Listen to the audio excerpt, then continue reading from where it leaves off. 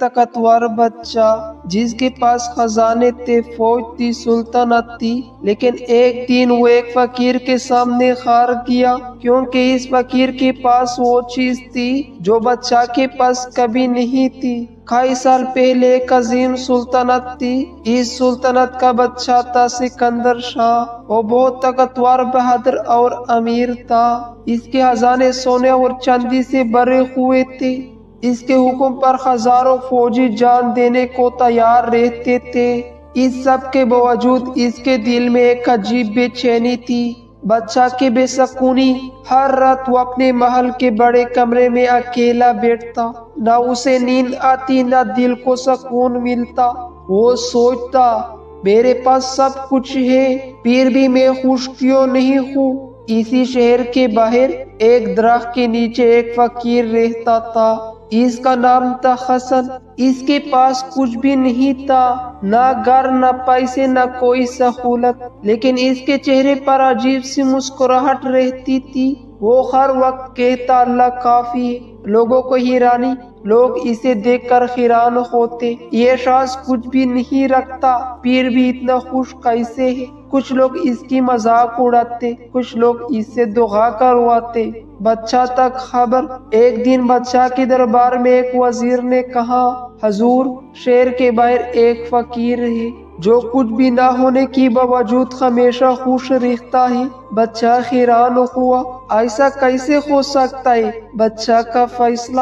بادشاہ نے سوچا، میں خود جا کر دیکھتا ہوں۔ اس نے سادہ کپڑے پہنے اور عام آدمی بن کر اسے فقیر کے پاس پہنچ گیا۔ پہلی ملاقات، فقیر درخت کے نیچے بیٹھا ذکر کر رہا تھا۔ بادشاہ نے پوچھا، تم اتنا خوش کیوں ہو؟ تمہارے پاس تو کچھ بھی نہیں ہے۔ فقیر مسکرایا اور بولا، میرے پاس سب کچھ ہے کیونکہ میرے پاس اللہ ہے۔ بادشاہ حیران۔ بادشاہ نے کہا، میرے پاس خزانے ہیں، فوج ہے، طاقت ہے، پھر بھی میں خوش نہیں ہوں۔ فقیر نے نرمی سے کہا، کیونکہ آپ نے اللہ پر بھروسہ نہیں کیا۔ یہ بات سن کر بادشاہ کو غصہ آیا۔ میں بادشاہ ہوں، مجھے کسی چیز کی کمی نہیں۔ فقیر نے سکون سے جواب دیا، پھر رات کو نیند کیوں نہیں آتی؟ بادشاہ خاموش ہو گیا۔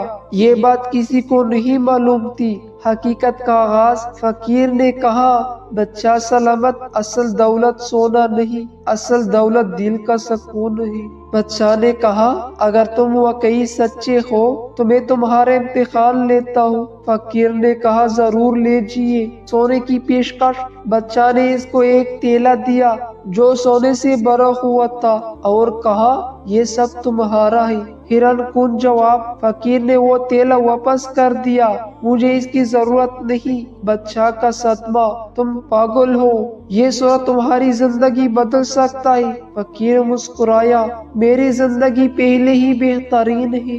جس کے پاس اللہ ہو اسے دنیا کی ضرورت نہیں ہوتی۔ بادشاہ کی آنکھیں کھل گئی، بادشاہ کی آنکھوں میں آنسو آ گئے۔ اس نے کہا، مجھے سکھاؤ سکون کیسے ملتا ہے؟ فقیر کی نصیحت۔ فقیر نے کہا، تکبر چھوڑ دو، اللہ پر بھروسہ کرو اور لوگوں کے ساتھ انصاف کرو۔ تبدیلی۔ اسی دن کے بعد بادشاہ بدل گیا۔ اس نے ظلم چھوڑ دیا، لوگوں کے ساتھ انصاف شروع کیا۔ کچھ مہینے بعد وہی بادشاہ جو راتوں کو نہیں سوتا تھا اب سکون سے سونے لگا۔ اس نے کہا، میں نے خزانے دیکھے ہیں لیکن اصل خزانہ اللہ پر یقین ہے۔